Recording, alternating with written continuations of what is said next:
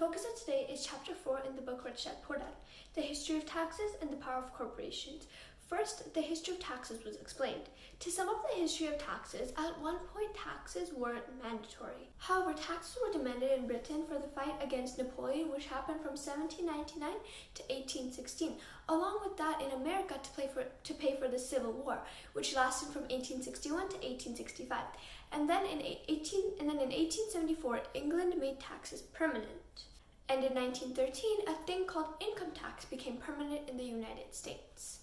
In America, taxes weren't always accepted. At one point, people were against taxes. The tax on tea led to the very famous Tea Party in Boston Harbor, and this is what helped start the Revolutionary War. After this, it took around 50 years for both England and the US to sell the idea of income tax. However, in the book, it was stated that these historical events failed to reveal that both of these taxes were put on the rich.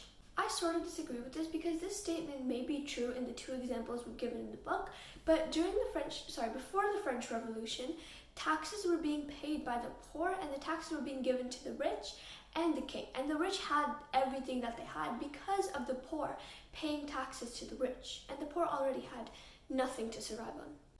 Anyways, the idea of taxes became popular, and it was said that taxes were created to punish the rich, and people believed it.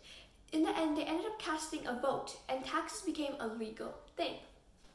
In actuality, taxes were created to punish the rich people.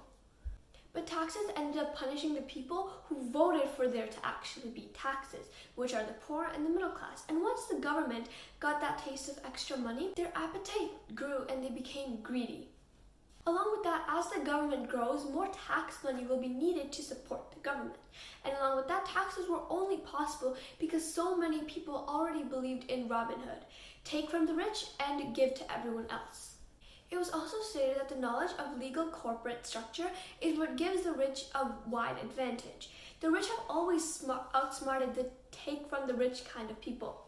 This is how taxes were eventually demanded from the middle class as well, because the rich understood the power of money, which isn't taught in school. On the other hand, people who have never formed a corporation don't know that a corporation isn't actually a thing. A corporation is basically just a legal body without a soul. Using this, the wealth of the rich is protected. This is because the income tax rate of a corporation is lower than usual income taxes. And every time punishing the rich is thought of and applied, the rich don't sit back and don't do anything about it. They find a solution. They react. They have money, power, and a goal to change things. Corporations are the biggest secret of the rich. Financial IQ is made of 6 different areas of expertise: accounting, investing, understanding markets, law, tax advantages, and protection from lawsuits.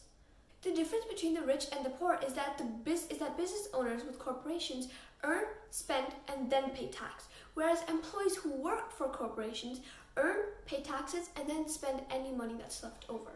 So those are all the key ideas in Chapter 4 of the book Rich Dad Poor Dad. Bye!